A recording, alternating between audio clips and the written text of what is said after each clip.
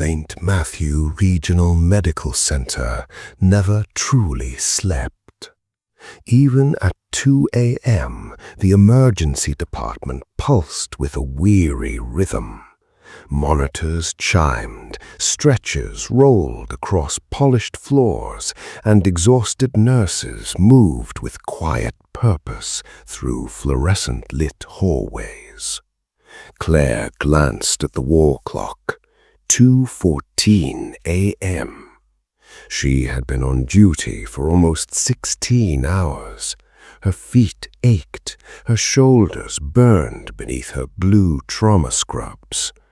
All she wanted was to drive home, shower, and sleep for 12 uninterrupted hours. Instead, another patient arrived. The ambulance doors burst open as paramedics hurried inside with a motionless man strapped to a stretcher. "Male, approximately 70 years old," one paramedic reported while jogging beside the gurney. "Found unconscious in an alley 3 blocks east of the river. Severe hypothermia, no identification, no witnesses." Claire immediately stepped beside the stretcher. "I'll take airway." The trauma team surrounded the patient. The man looked homeless. His beard was streaked with gray. His clothes were soaked from freezing rain. His skin had an unnatural pale blue tint that made him almost blend into the white sheets beneath him. Dr. Ethan Mercer entered the trauma bay without slowing his pace. "What do we have?" The lead paramedic answered. "No pulse when we arrived. CPR initiated immediately. 42 minutes total resuscitation." Dr. Mercer nodded once. "Continue compressions." The room exploded into controlled urgency. Chest compressions, ventilation, epinephrine, ultrasound, rhythm checks. Claire moved with practiced precision.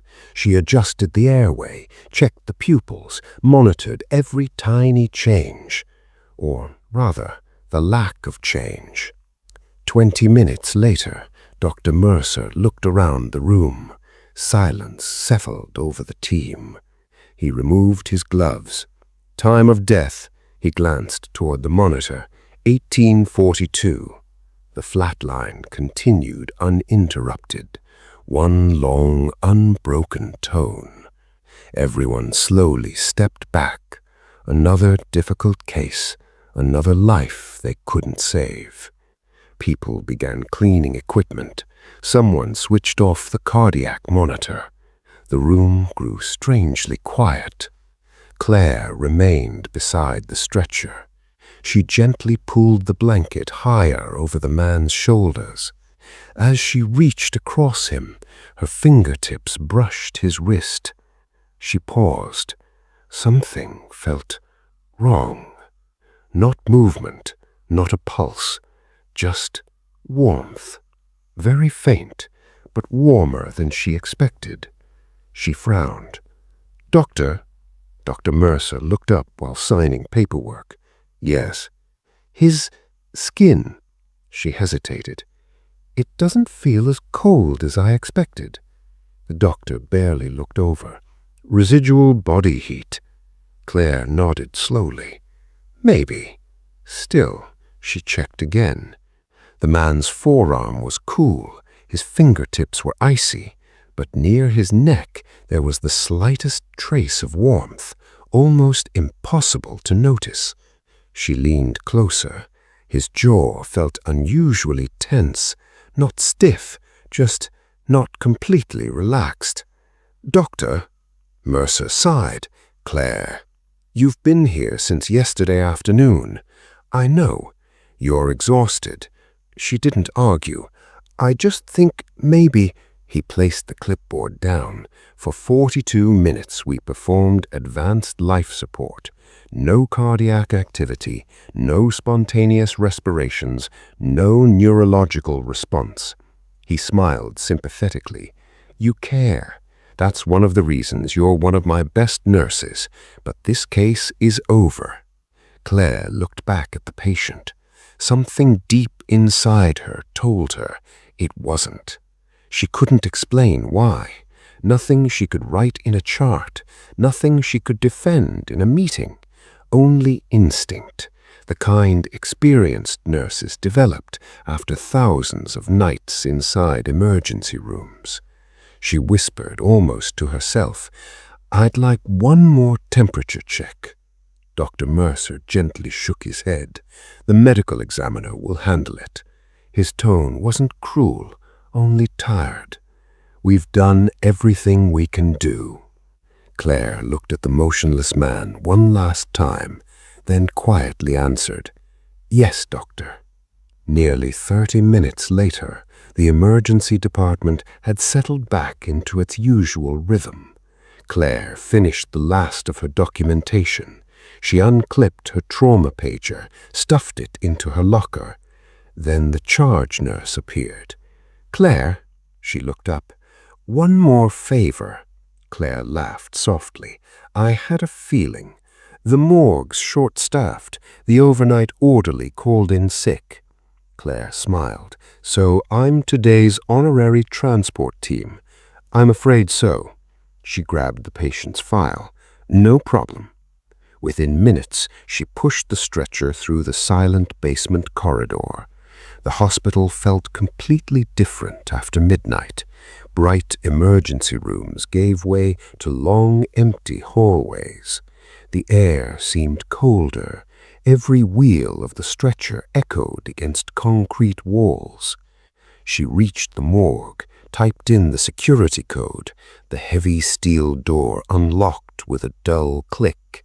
Cold air drifted toward her. Inside, rows of stainless steel refrigeration units lined the walls. Everything was still. Everything was quiet. Claire took a slow breath. She had done this many times before. She positioned the stretcher beneath the overhead light, opened the patient's chart, reached for the identification tag. Then something brushed against her hand.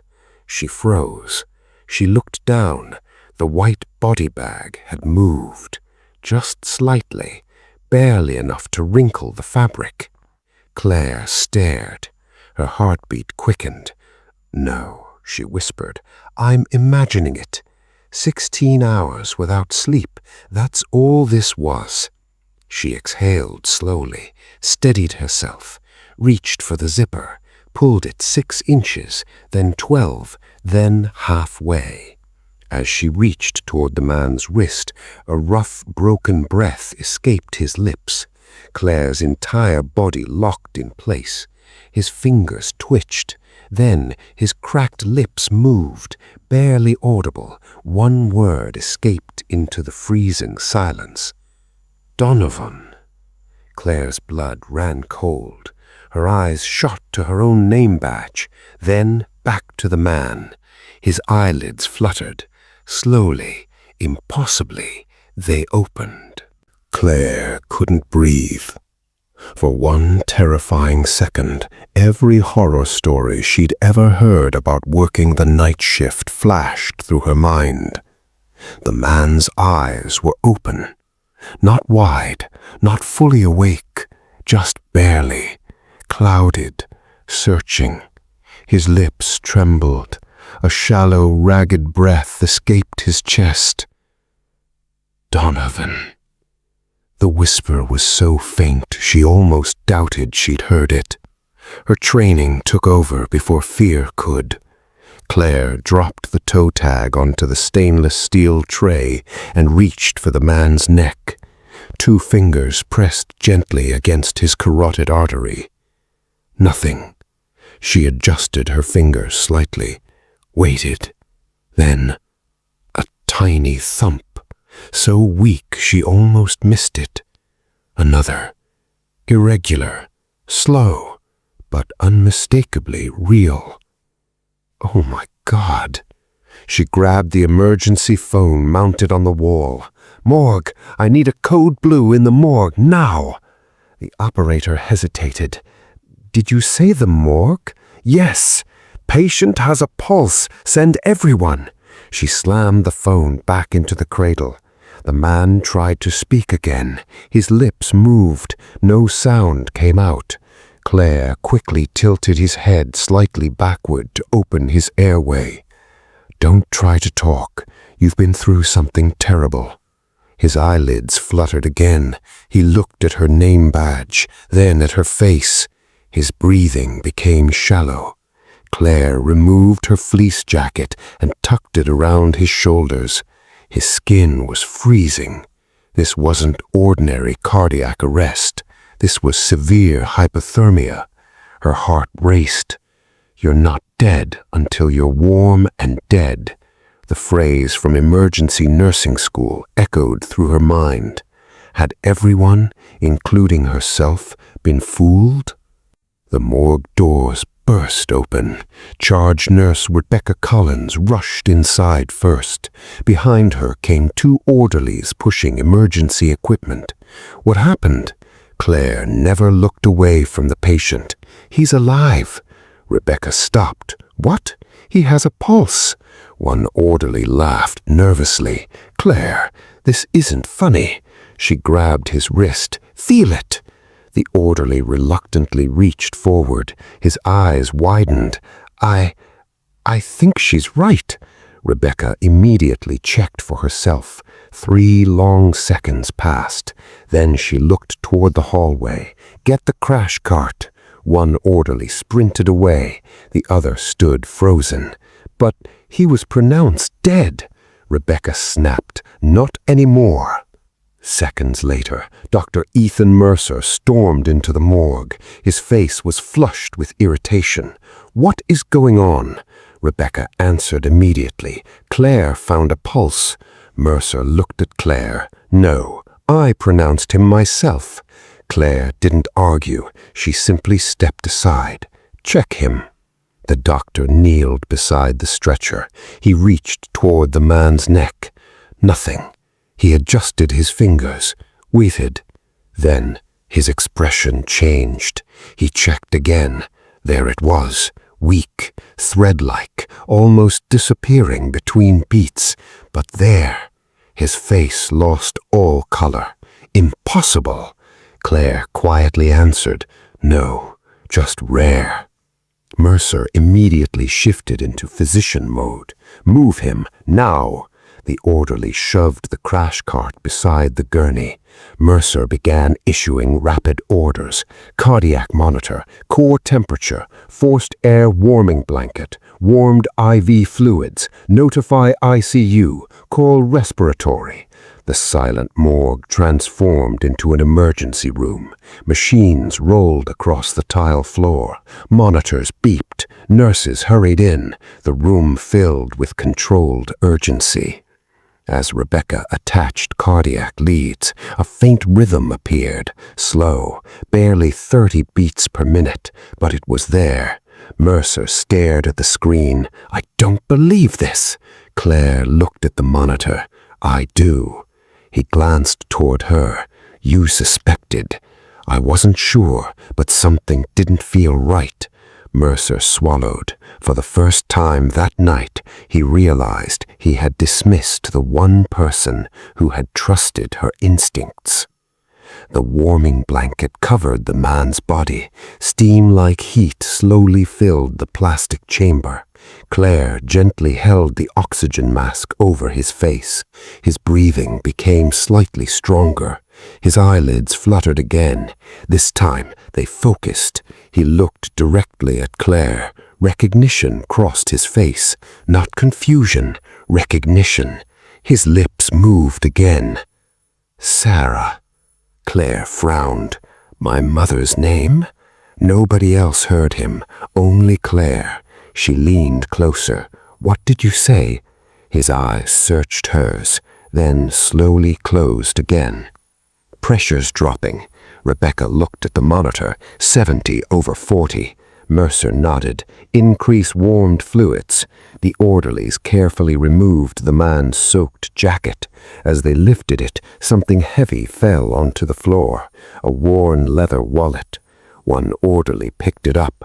"No identification?" Mercer looked over. "Check." Inside, there wasn't much. A few folded dollar bills, an old Veterans Affairs card, a retired U.S. Army identity card. The plastic had cracked with age. Rebecca read it aloud. Staff Sergeant. She paused. Daniel McKenna? Mercer frowned. So he wasn't homeless. Claire quietly looked at the weathered jacket. It looks like he wanted people to think he was. The orderly reached into another pocket. There are photographs. He handed them to Rebecca. Most were faded beyond recognition. Children, soldiers, old military vehicles. Then one photograph slipped onto the floor. Claire bent to pick it up. The moment she saw it, the room disappeared. A young Army combat medic stood beside a military evacuation helicopter. She was smiling. Her auburn hair was tied beneath a patrol cap. Her uniform sleeves were rolled neatly to her elbows. One arm rested around the shoulders of a wounded soldier. The other held the hand of another young nurse. Claire's breath caught. No. Rebecca looked over. What is it? Claire turned the photograph around. The combat medic, Captain Sarah Donovan. Her mother, 25 years younger, exactly as Claire remembered from childhood photographs. Beside it stood the man lying on the gurney, much younger, covered in dust, one arm in a sling, smiling despite obvious injuries. On the back of the photograph, someone had written in faded blue ink, "To Danny, keep coming home. Love, Sarah." Claire felt tears sting her eyes. She whispered, "Mother." Just then, Daniel McKenna's fingers moved. He slowly reached toward the photograph still trembling in Claire's hands. Without opening his eyes, he whispered one final sentence, barely louder than a breath. "I promised her I'd find you." The entire room fell silent. Dr. Mercer stared at Claire. Rebecca covered her mouth. No one spoke, because suddenly this wasn't just a medical miracle anymore. It was the beginning of a promise that had waited 25 years to be fulfilled. Nobody spoke. The only sounds inside the morgue were the steady hiss of the warming blanket and the soft beeping of the cardiac monitor. Claire still held the faded photograph in trembling hands. Her mother, Captain Sarah Donovan, standing beside the man everyone had believed was dead less than an hour earlier. Dr. Ethan Mercer looked from the photograph to Claire. "You know him?" Claire slowly shook her head. "No, I've never seen him before." She looked back at the photograph. "But I know her." Her voice almost broke. "That's my mother." Rebecca stepped closer. "I thought your mom passed away when you were little." Claire nodded. "She did, when I was 12. No one asked another question. There was something sacred about the silence. Daniel McKenna's heartbeat gradually became stronger. 30 beats per minute, then 36, then 42. His body was responding to the warming treatment. Dr. Mercer exhaled. "I want him transferred to the ICU." Rebecca nodded. "I'll notify intensive care." As the team carefully prepared Daniel for transport, Claire couldn't take her eyes off the photograph. On the back, beneath Sarah's handwritten message, she noticed something she hadn't seen before. Tiny faded initials. FJ 04. She frowned. "What does this mean?" Dr. Mercer glanced over. "I don't know." Daniel's eyelids fluttered. His lips moved. Claire immediately leaned closer. "Mr. McKenna?" He swallowed painfully. Fallujah. The single word was barely audible. Claire looked down at the initials again. FJ. Fallujah. The ICU transport team rolled Daniel through the quiet corridors. Claire walked beside him, still holding the photograph. As they entered the elevator, Daniel slowly opened his eyes again. This time, they remained open. He looked directly at Claire. His voice was rough from the oxygen mask. "You." Claire smiled gently. "I'm Claire." A faint smile crossed his weathered face. "I know. You have her eyes." Claire felt tears forming again. "You knew my mother?" Daniel nodded weakly. She saved my life." The elevator doors opened. Before Claire could ask another question, respiratory therapists surrounded the stretcher and hurried him toward the ICU. 3 days passed. News of the morgue patient spread through every floor of St. Matthew Regional Medical Center. Doctors talked about it in elevators. Residents discussed it during rounds. The hospital administration quietly began reviewing every detail of Daniel McKenna's admission. Dr. Mercer hadn't slept much. He replayed that night over and over. Claire had questioned him. She had trusted her instincts. He hadn't. The thought stayed with him. On the morning of the 4th day, Claire received a message. ICU room 812. Patient requesting Nurse Claire Donovan. She stood outside the room for a long moment before knocking. A familiar voice answered. "Come in." Daniel sat upright in bed. The oxygen was gone. His color had returned. He looked older than the man in the photograph, but his eyes were exactly the same. Warm, kind, grateful. He smiled. "I've been telling them they'd never let you visit." Claire laughed softly. "They're very protective of their patients." "They should be." Daniel gestured toward the chair beside him. "Please." She sat. For a few moments, neither of them spoke. Finally, Daniel reached toward the bedside table. The faded photograph lay there, carefully preserved inside a clear plastic sleeve. "I've carried this for 25 years. Claire gently picked it up. "I've never seen this picture." "I didn't think you had." "My mother never talked much about the war." "Neither did Sarah." He looked out the hospital window before continuing. "Most people think heroes are fearless. They're wrong. Your mother was afraid." Claire seemed surprised. "She was?" Daniel chuckled. "Every single mission. She used to tell us, pang, courage isn't the absence of fear. It's deciding someone else's life matters more than your fear." Claire stared at the photograph. It sounded exactly like something her mother would have said.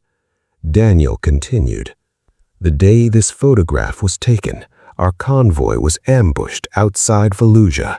The first explosion disabled 3 vehicles. The second hit ours." Claire listened without blinking. "There were wounded everywhere. We couldn't move. The gunfire wouldn't stop." He smiled faintly. "But your mother, she kept running back, again and again and again." Claire whispered. "She never told me." Daniel nodded. "She never told anyone." He looked at his hands. "I was trapped beneath part of the vehicle. I remember thinking, this is where my story ends." He smiled toward Claire. "Then your mother appeared. She crawled through burning wreckage, ignored every order to stay back, and pulled me out." Claire couldn't hold back the tears anymore. Daniel continued quietly. "She wasn't the strongest person there. She wasn't the highest ranking, but every soldier listened when Sarah Donovan spoke, because she never asked anyone to do something she wouldn't do herself." Claire wiped her eyes. "What happened after this photograph?" Daniel became silent, long enough that Claire wondered if he had heard the question. Finally, he answered. "There was another evacuation. The helicopters were overloaded. 1 seat left." Claire already knew. Her mother had given it away. Daniel nodded. Sarah made me get on. I refused. She smiled. Then, with tears in his own eyes, he repeated the exact words he'd carried for 25 years. Danny, your daughter deserves a father more than the army needs another medic. Claire closed her eyes. She had never known those words existed. Daniel continued. I argued. She pushed me onto the helicopter. It was the last time I ever saw her. The room fell silent. Neither of them noticed that someone had quietly stopped outside the partially open door. Dr. Ethan Mercer. He had come to check on his patient. Instead, he found himself listening to the story of the woman whose instincts he had dismissed only days earlier. Daniel looked toward Claire again. I kept trying to find your family. The military couldn't help. Records were incomplete. I kept that photograph, hoping one day I'd recognize the Donovan name. He smiled gently. When you leaned over me in the morgue, I saw your badge. For 1 second, I thought Sarah had somehow come back. Claire reached across and took his hand. You kept your promise. Daniel nodded. No. He looked at her with a grateful smile. You kept hers. Outside the room, Dr. Ethan Mercer quietly lowered his head. For the first time in his career, he realized that the greatest lesson he had learned in medicine hadn't come from another physician. It had come from a nurse who simply refused to ignore what her heart and her experience were telling her. Dr. Ethan Mercer remained outside the ICU room long after the conversation had ended. For years, he had believed experience meant certainty. He had been taught to trust evidence, trust protocols, trust numbers. Yet the life beating inside room 812 existed because one exhausted trauma nurse had trusted something medicine could never fully measure. Instinct. He quietly walked away without disturbing them. The following Monday, St. Matthew Regional Medical Center held an emergency quality review meeting. Around the long conference table sat department chiefs, ICU physicians, emergency nurses, hospital administrators, and members of the Patient Safety Committee. Claire sat near the end of the table. She wished she were anywhere else. She already knew what was coming. Daniel McKenna had survived, but a patient had still been transported to the morgue while alive. Someone had to answer for it. The hospital administrator, Margaret Collins, opened the meeting. This is not about assigning blame. She looked around the room. This is about understanding exactly what happened. Dr. Mercer slowly stood. Everyone expected him to defend his decision. Instead, he placed his patient chart on the table. I made the final decision to pronounce Mr. Daniel McKenna deceased. The room became silent. I followed every protocol available. He paused, but I ignored something equally important. He turned toward Claire. I ignored the concerns of the most experienced trauma nurse in the room. Claire immediately shook her head. Doctor, he gently raised a hand. Please, I need to say this. He looked back at the committee. Nurse Claire Donovan requested another assessment. She questioned the patient's temperature. She questioned his muscle tone, and I dismissed her concerns. The room remained perfectly still. I believed fatigue had affected her judgment. He lowered his eyes. It was my judgment that failed. No one interrupted.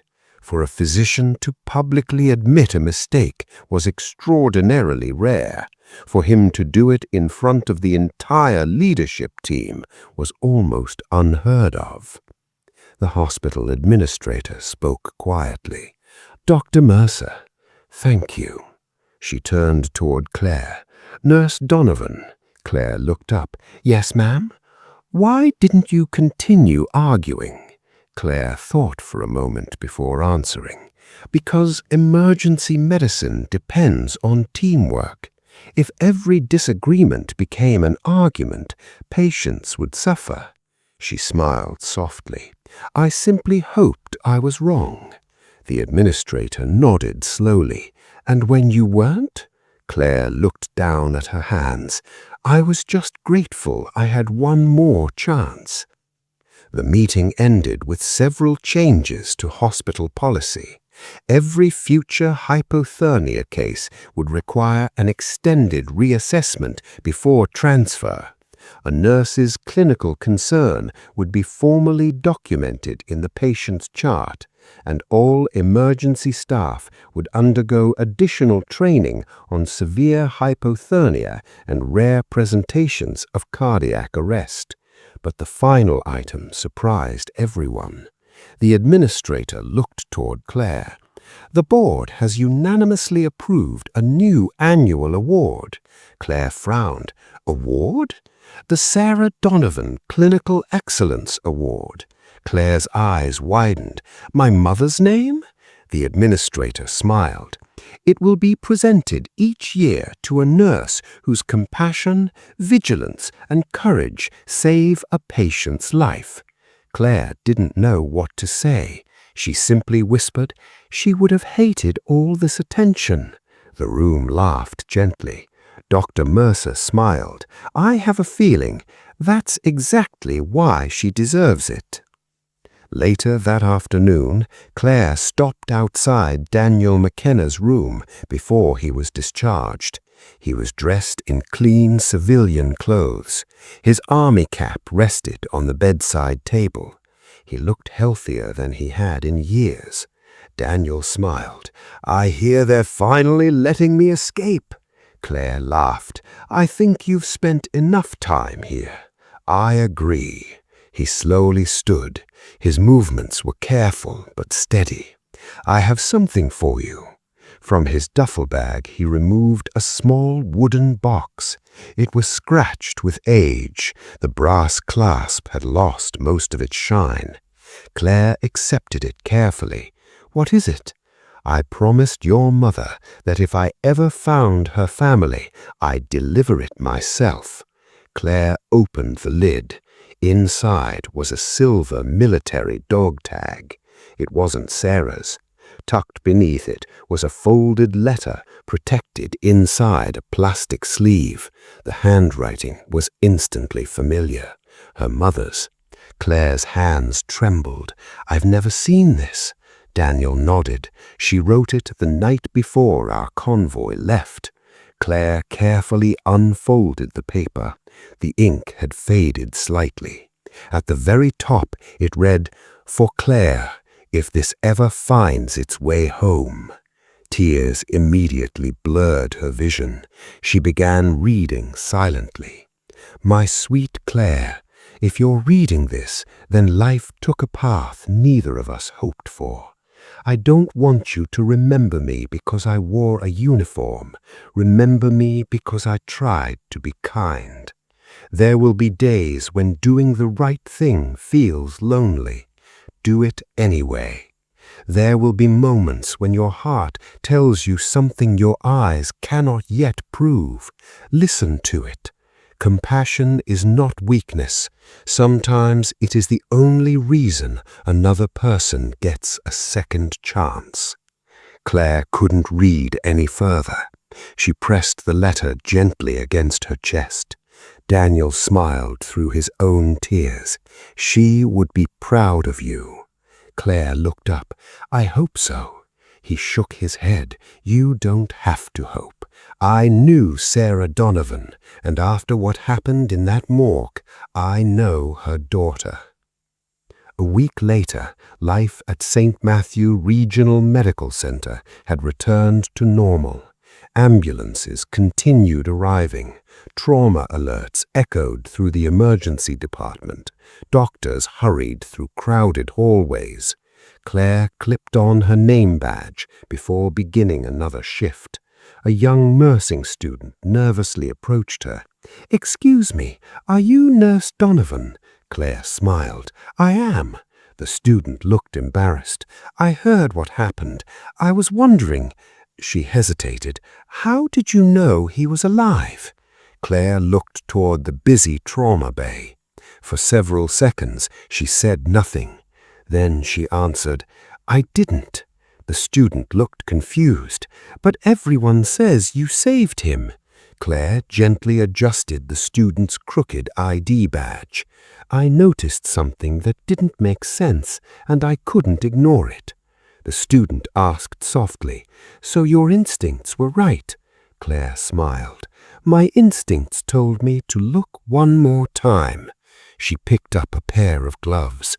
The evidence did the rest. At that moment, the trauma doors burst open. "Incoming trauma!" Claire immediately started walking. The student hurried beside her. As they disappeared into the controlled chaos of another emergency, the student asked a final question.